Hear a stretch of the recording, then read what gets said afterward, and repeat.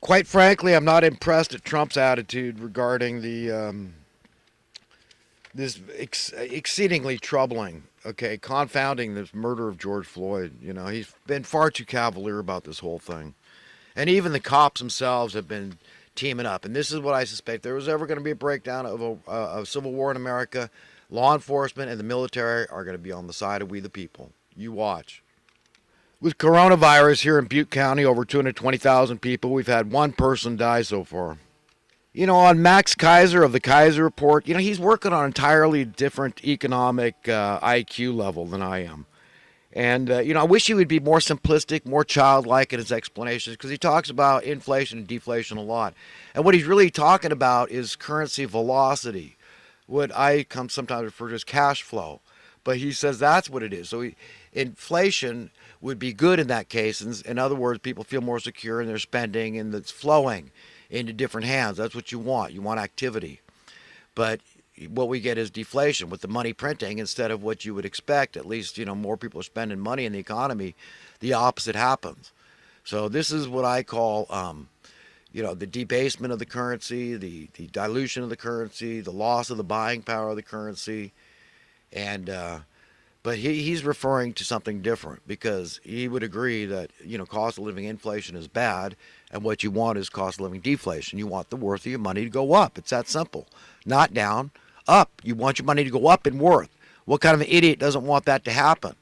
Okay? So anyway, I just wish he would explain this stuff in terms that anybody could understand, you know, and put it in the context where he's using it because, you know, velocity of currency, I stand behind him that you want inflation there. You want more velocity of the currency. Increase.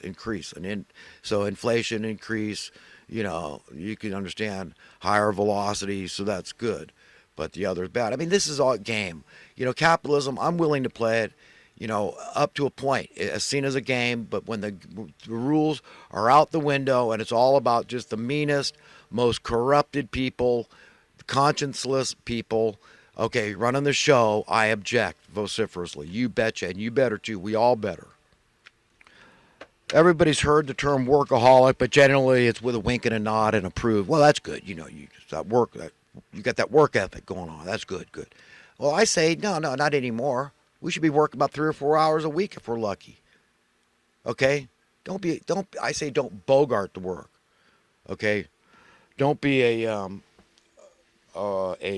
work hog. That's a new word I invented. Don't be a work hog, not a workaholic. Last week I mentioned, you know, I was wondering when the first Pony Express, because that was the only way we got any news or information from anywhere else. Okay, it was had to be geographically, you know, brought to us. It had to traverse large swaths of real estate to get to us. But it was only 160 years ago was the first Pony Express. So, I mean, can you imagine how slow the information was to get to us back then? And now it's immediately, right? Just immediately. Everybody knows. They're on their smartphone. They tell you, I mean, something happens. It's, well, wow, Twin Towers were just bombed. Yeah, I just saw it on my phone. You know, so it's a big change in our paradigm, our perspective, our perception. Okay, that's what I'm pointing out. We're incredible creatures that can handle incredible changes. So God's will being established on earth is something you can handle, I can handle, we can all handle. It's a good thing, man. It's a good thing. It's an end to all the unnecessary human suffering, and that's the stuff that bugs me the most. Yeah, there's a lot of necessary suffering that bugs me too, and I bitch and moan about it all the time. That's the stuff I call organic. That's across the board and affects all of us. And we should all have great respect for each other. Okay, lift each other, help each other, comfort each other, encourage each other, strengthen each other, care about each other. That is loving each other. Okay, because we've got all the reason in the world. We're all fragile. Okay, we're all very fragile, and we need to be treated with kids' gloves. And we've got if we want slack, then we need to give slack. And we got to remember, humble ourselves, turn to God in prayer. When we're talking to people, we've got to pray to the Spirit. God, please give me your Holy Spirit to give me the right words so I don't say the wrong words, make a fool out of myself, be an a-hole, an arrogant pig, and defeat the purpose of winning them over as your friend, because that's the big picture. Always keep your eye on the prize, and that's the prize. That's a reward. That's what God wants. That's the treasure in heaven, is the souls of men. That's what it's all about. That should be our values, the same as God's values, your values, my value, all our values. You know, I'm thinking this aspartame has taken its toll on Trump's brain. He's got to listen to the renowned neurosurgeon, Dr. Russell Blaylock, see what he says.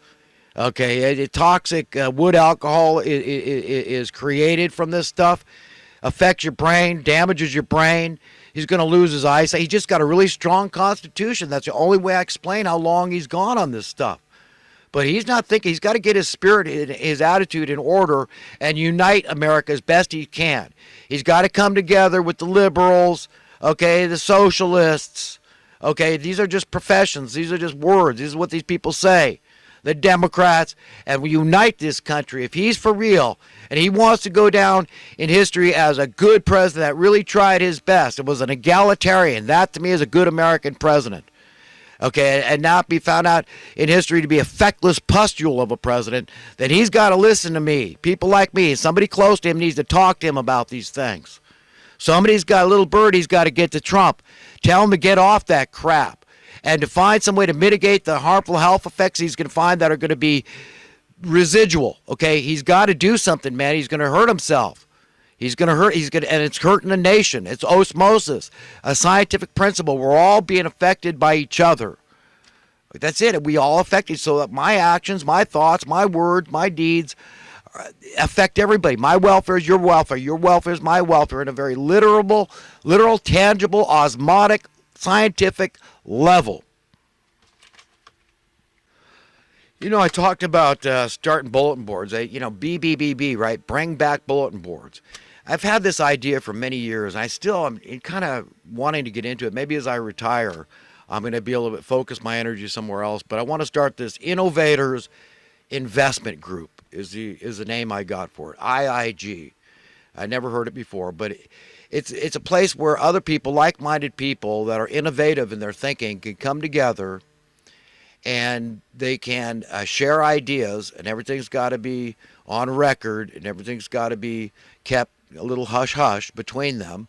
And we talk about ideas, and we vote one idea at a time. So we all invest a little bit and pool that money so that we can market one at a time, so that we can hire somebody that's in the know. You gotta know people, in other words, and you got to pay people.